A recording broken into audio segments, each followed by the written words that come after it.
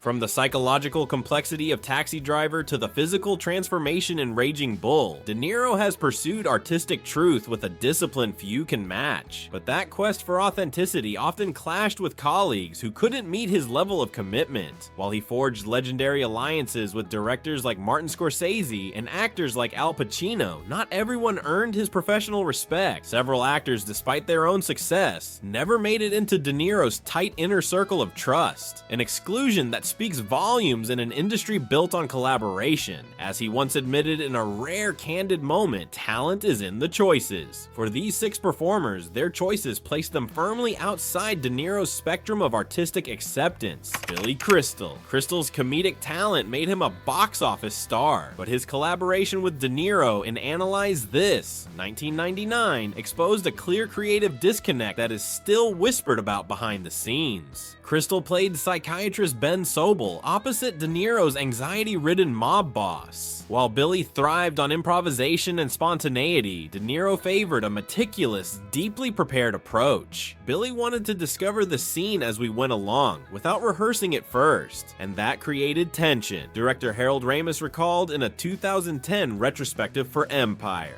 During the film's key therapy sessions, Crystal's ad-libbed jokes clashed with De Niro's icy silences. Though he remained professional, De Niro was overheard telling Scorsese that Crystal was chasing laughs. Not true. Despite the movie's commercial success and a sequel, the crew sensed something wasn't right between them. Ben Stiller. The filming of Meet the Parents, 2000, revealed a collision of 2 opposing comedic styles. Playing the intimidating ex-CIA agent, De Niro immersed himself in painstaking character construction, while Stiller leaned toward a looser, reactive style of comedy. Tensions peaked during the famous lie detector scene, when Stiller repeatedly strayed from the script. De Niro began to withdraw, avoiding casual conversation and retreating to his trailer between takes. Though they went on to make 2 sequels, the distance between them only grew. By the end, they had a professional routine, said actress Terry Polo, but there was always this invisible wall. Years later, when asked about working with Stiller, De Niro was direct yet diplomatic. "Ben's very good at what he does. We just approach the work in very different ways." Mickey Rourke. Known for his explosive temperament, Mickey Rourke arrived on the set of Angel Heart, 1987, and clashed with De Niro in one of the most infamous on-set rivalries in film history. De Niro, playing Louis Cyphre, came in with extreme preparation, right down to the precise length of his fingernails for the role. Rourke, on the other hand, relied on impulsive, unpredictable acting choices that drove De Niro up the wall. It was like watching matter and antimatter orbiting each other, director Alan Parker once said. In the climactic scene, Rourke began whispering unscripted lines to De Niro to heighten the tension. The result? De Niro stopped speaking to him directly, communicating only through the director. Mickey wanted to prove he could stand toe-to-toe with the master. Co-star Lisa Bonet observed. The fallout was long-lasting. Rumors suggest De Niro blacklisted Rourke from several projects, including one with the Deer Hunter director Michael Cimino. Years later, when Rourke was asked about De Niro during his comeback with The Wrestler, his answer was as raw as ever. Some people get so lost in their own legend that they forget what acting is really about. Being truthful, not just being prepared.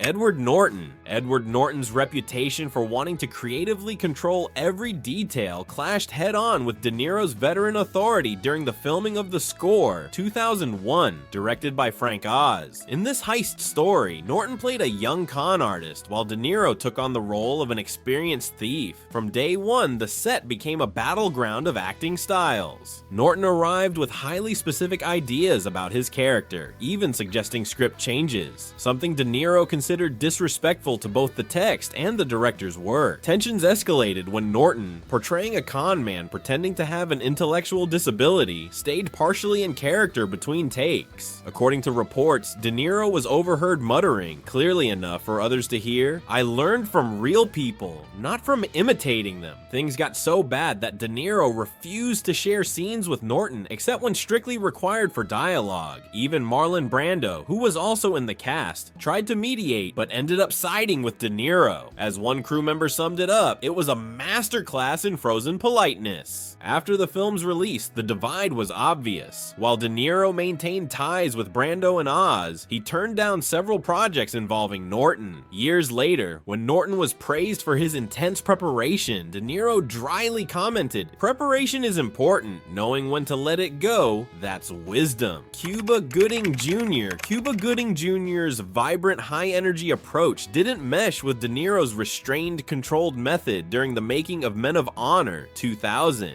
Fresh off his Oscar win for Jerry Maguire, Gooding played Carl Brass here, the first African-American master diver in the US Navy, opposite De Niro as his initially racist instructor. From rehearsals onward, their differences were obvious. Gooding would physically amp himself up before emotional scenes, even jumping in place, something De Niro first watched with puzzlement, then with quiet judgment. Tension mounted during the film's most intense moments, where Gooding's emotional explosiveness clashed with De Niro's measured restraint. According to cinematographer Anthony Richmond, De Niro even requested camera setups that minimized unnecessary direct interaction between them. There were no open confrontations, but the professional disconnect was palpable. While Gooding later praised the experience of working with a legend, De Niro offered only, "Every actor has their method. What matters is what ends up on the screen." Despite multiple opportunities, the two never worked together again, not even on Tribeca Film Festival projects where both had been considered. Jennifer Lawrence's meteoric rise brought her to share the screen with De Niro in Silver Linings Playbook and Joy, both directed by David O. Russell. Publicly, there was talk of mutual admiration, but behind the scenes, the generational gap was hard to miss. Known for her instinctive, natural style, Lawrence often admitted she avoided rehearsals or even reading the full script, something that visibly irritated De Niro, who arrived with exhaustive preparation. During the filming of Joy, where she played his daughter, the tension intensified. In one basement scene, Bob had mapped out a very precise emotional progression, assistant director Michelle Ziegler recalled, and Jennifer simply said she'd rather discover it during the take. The look on De Niro's face was indescribable. Although Lawrence earned an Oscar nomination for the role, observers noted De Niro's conspicuous lack of public praise for her performance. When asked directly about their working relationship on The Howard Stern Show, De Niro replied, "Younger generations have different ideas about the craft. Sometimes spontaneity works, other times it's just lack of preparation." Since then, they haven't shared the screen again despite being considered for similar projects. The tensions between Robert De Niro and these 6 actors weren't just personal spats, they reflected deep divides over what acting truly means. In an era where many processes have become more casual, De Niro has remained a staunch defender of absolute discipline and total immersion into character. All those who earned his disapproval shared one trait: they embodied an approach that, in De Niro's eyes, compromised the artistic integrity he has guarded throughout his career. As his legendary mentor Stella Adler once said, "Talent is in the choices." And for De Niro, these actors chose paths he could neither accept nor respect. In an industry driven by likability and box office success, these frictions are a reminder that real art isn't about pleasing people, but about telling the truth without shortcuts.